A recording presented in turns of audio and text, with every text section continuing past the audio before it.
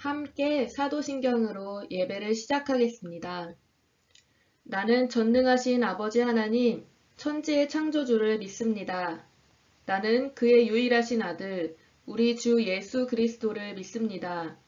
그는 성령으로 잉태되어 동정녀 마리아에게서 나시고 본디오 빌라도에게 고난을 받아 십자가에 못 박혀 죽으시고 장사된 지 사흘 만에 죽은 자 가운데서 다시 살아나셨으며 하늘에 오르시어 전능하신 아버지 하나님 우편에 앉아 계시다가 거기로부터 살아있는 자와 죽은 자를 심판하러 오십니다. 나는 성령을 믿으며 거룩한 공교회와 성도의 교제와 죄를 용서받는 것과 몸의 부활과 영생을 믿습니다. 아멘. 함께 찬양해요.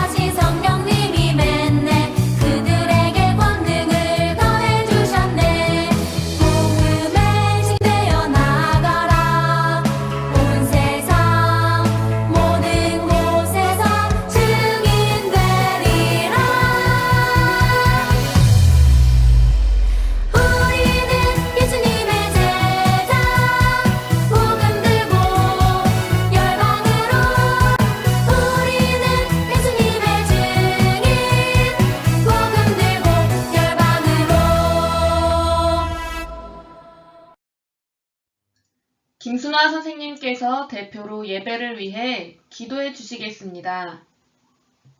사랑의 하나님 감사드립니다. 코로나19로 온라인 예배를 드립니다. 선생님과 친구들의 건강을 지켜주신 감사드립니다. 코로나19가 하루빨리 끝나고 일상생활이 회복되길 기도합니다. 오늘 말씀 전하실 전도사님께도 함께 하시고 하나님의 말씀 듣고 하나님을 더 알아가는 시간 되게 해주세요.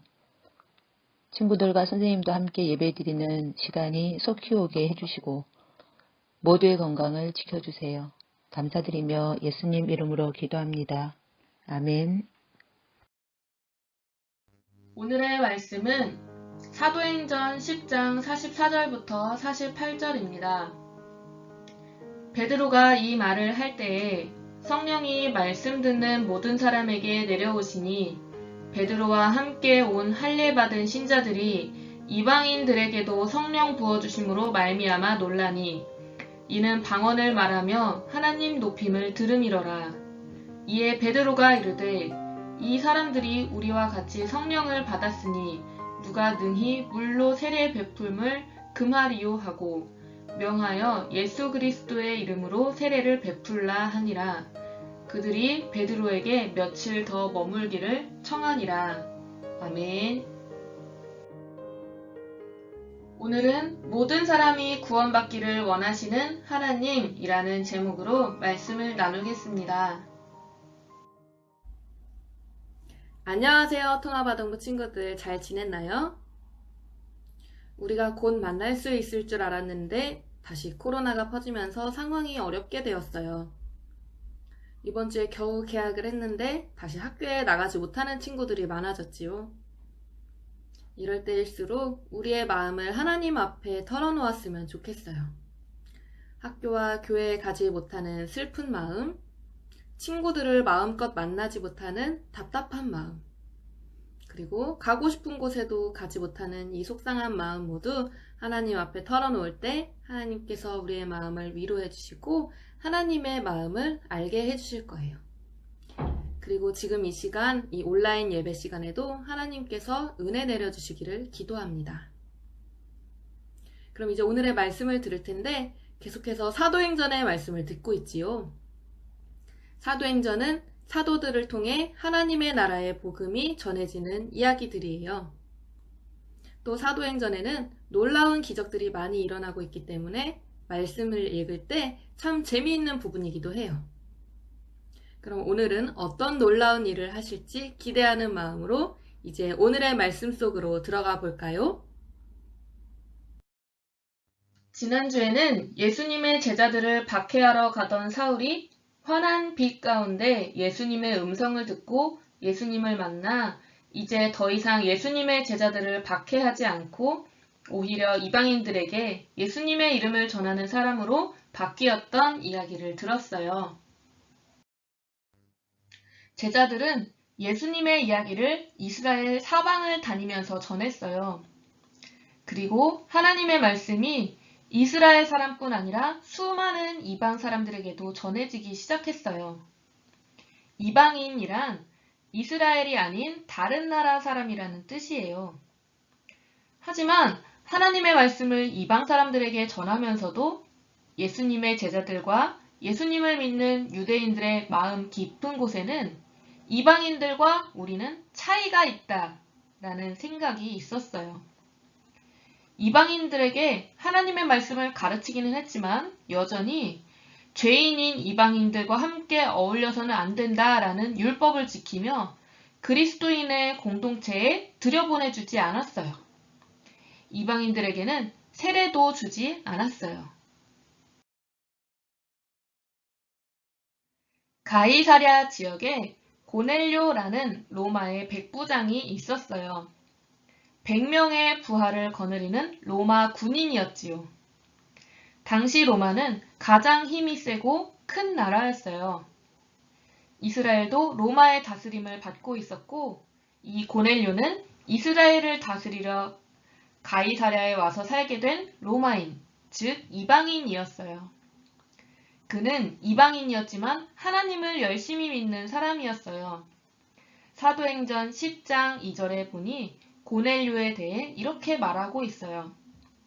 그가 경건하여 온 집안과 더불어 하나님을 경외하며 백성을 많이 구제하고 하나님께 항상 기도하더니. 아멘. 고넬료의 집안은 하나님을 경외하며 백성들을 돕고 늘 하나님께 기도했어요. 하루는 고넬료가 기도할 시간이 되어 기도하다가 환상 중에 하나님의 사자를 만나게 되었어요. 이 하나님의 천사는 고넬료에게 말했어요. 고넬료야, 너의 기도와 백성을 돕는 일을 하나님께서 기억하셨단다. 요빠에 있는 예수님의 제자 베드로를 너희 집으로 초대하거라. 고넬료는 말씀에 순종하여 자기 종들을 요빠로 보내어 베드로를 모셔오도록 했어요. 고넬료의 종들이 베드로를 모시러 요빠로 가고 있을 때 베드로도 옥상에 올라가 기도를 했어요. 베드로가 기도할 때 하나님은 베드로에게도 환상을 보여주셨어요. 베드로가 배가 고플 때 하늘에서 그릇이 내려왔는데 그곳에는 율법에 따라 유대인들이 먹어서는 안 되는 짐승들이 들어있었어요. 구약 성경에 레위기 11장에 보면 유대인들이 먹어서는 안 되는 동물들이 나와 있어요. 낙타, 너구리, 토끼, 돼지, 독수리, 까마귀 등등.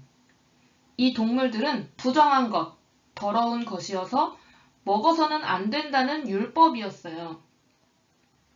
베드로의 앞에 이 부정한 동물들이 보자기 같은 그릇에 들어있었는데 하늘에서 하나님의 소리로 베드로야, 일어나서 잡아먹어라 라고 하셨어요.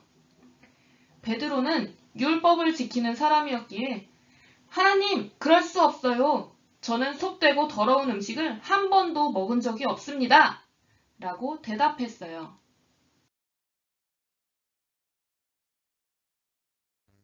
다시 하늘에서 음성이 들렸어요. 하나님께서 깨끗하게 하신 것을 속되다고 하지 말라. 이후에 이런 일이 3번이나 있은 후에 그릇이 다시 하늘로 올라갔어요. 베드로는 하나님이 왜 그렇게 하시는지 알지 못해서 당황했지요. 그때 마침 고넬료가 보낸 종들이 베드로가 있는 집에 도착해서 베드로를 모셔가기 위해 찾았어요. 성령님께서 베드로에게 너를 찾는 사람들을 의심하지 말고 함께 가라. 내가 보낸 자들이란다. 라고 말씀하셨어요. 베드로는 말씀에 순종하여 그들과 함께 고넬료의 집으로 갔어요. 고넬료는 그의 가족들과 친구들을 모아 함께 베드로를 기다리고 있었어요. 베드로가 말했어요. 유대인인 나는 이방인인 당신들과 가까이 할 수 없는 사람입니다. 하지만 하나님께서 환상을 보여 하나님께서 깨끗하다고 하신 것을 더럽다고 하지 말라고 말씀하셔서 이렇게 여기까지 오게 되었습니다. 나를 왜 부르셨습니까? 고넬료는 하나님의 천사가 나타나 베드로를 불러와 복음을 들으라고 하였으니 말씀을 전해달라고 베드로에게 부탁했어요.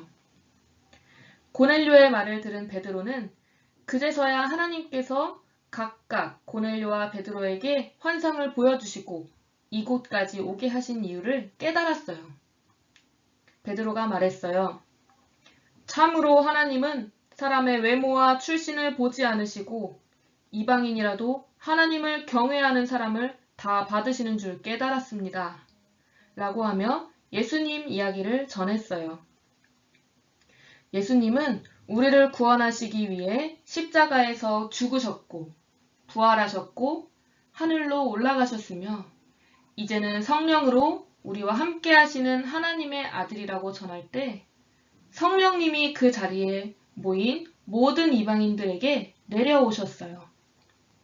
고넬료를 비롯한 이방인들이 성령으로 충만해져서 방언, 다른 나라 말을 하며 하나님을 찬양했어요. 베드로와 예수님의 제자들은 하나님께서 이방인에게 복음을 전하라고 하신 것뿐만 아니라 성령님까지 보내주시는 것을 보고 놀랐어요. 베드로는 하나님이 무엇을 원하시며 새로운 역사를 어떻게 만들어 가시는지를 깨닫고 그들에게 세례를 베풀었어요. 그렇게 고넬료와 이방인들도 예수님의 제자가 되었어요. 하나님은 예수님을 통해서 하신 말씀을 이루셨어요. 영접하는 자, 곧 그 이름을 믿는 자들에게는 하나님의 자녀가 되는 권세를 주셨으니 이는 혈통으로나 육정으로나 사람의 뜻으로 나지 아니하고 오직 하나님께로부터 난 자들이니라. 아멘. 드디어 이방인을 향한 하나님의 구원 계획이 시작되었어요.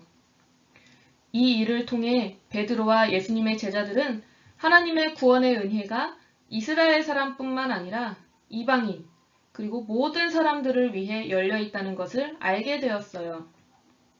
하나님은 유대인들만을 위한 분, 유대인들에게만 성령을 주시는 분이 아니라 온 세상 모든 사람을 위한 하나님, 모든 사람이 예수님을 통해 구원을 받기 원하시는 하나님이에요. 그렇게 고넬료에게 전해진 하나님의 말씀이 오늘 이 말씀을 듣는 우리에게까지 전해졌어요. 오늘 말씀을 통해 하나님은 우리를 이토록 사랑하신다는 것을 기억했으면 좋겠어요. 하나님은 고넬료라는 경건한 이방인을 택하셔서 복음을 전하시기 위해 열심을 내셨어요. 고넬료와 베드로에게 각각 찾아가 주셨고 마음이 굳게 닫혀있던 베드로를 설득하기 위해 같은 환상을 3번이나 보여주셨어요. 하나님은 처음에 이스라엘 백성들을 선택하고 부르셨지만 결국 이 모든 역사는 예수님을 보내주시고 복음을 전하여서 온 세상 모든 사람을 구원하기 위함이었어요. 하나님은 그렇게 우리를 사랑하는 분이시고 구원하기 원하시는 분이에요. 또 그 사랑에는 차별이 없다는 것을 기억해요. 하나님은 사람을 구분하고 골라서 구원하시는 분이 아니에요. 우리는 그 사랑을 받은 자들로서 늘 감사하며 우리도 하나님을 복음을 전하는데 차별이 없도록 해야 해요. 하지만 우리는 우리 마음속의 이방인, 어울리고 싶지 않고 하나님을 전하고 싶지 않은 사람들을 차별하고 있지는 않나요? 우리가 복음을 전하고 싶은 사람들 뿐만 아니라 우리가 꺼려하는 사람까지도 할 수 있는 모든 사람들에게 복음을 전할 수 있는 그 마음이 우리에게 있어야 해요. 하나님이 그 마음을 우리에게 주시기를 바래요. 오늘 말씀을 기억하면서 놀랍고 아름다운 하나님의 열심, 그 사랑을 전하는 일에 함께하는 우리 모두가 되기를 소망합니다. 말씀을 기억하며 함께 이렇게 기도할까요? 하나님 아버지, 온 세상을 구원하시기 위한 하나님의 열심에 감사드려요. 그 사랑에 감사하며 우리도 차별 없이 복음을 전하는 예수님의 제자가 되게 도와주세요. 다시 코로나 바이러스가 퍼져서 우리의 마음이 지치고 힘들어요. 온 세계에 회복과 하나님의 놀라운 일들이 일어나도록 도와주세요. 예수님의 이름으로 기도합니다. 아멘. 함께 주기도문으로 예배를 마치겠습니다. 하늘에 계신 우리 아버지, 아버지의 이름을 거룩하게 하시며 아버지의 나라가 오게 하시며 아버지의 뜻이 하늘에서와 같이 땅에서도 이루어지게 하소서. 오늘 우리에게 일용할 양식을 주시고 우리가 우리에게 잘못한 사람을 용서하여 준 것 같이 우리 죄를 용서하여 주시고 우리를 시험에 빠지지 않게 하시고 악에서 구하소서. 나라와 권능과 영광이 영원히 아버지의 것입니다. 아멘.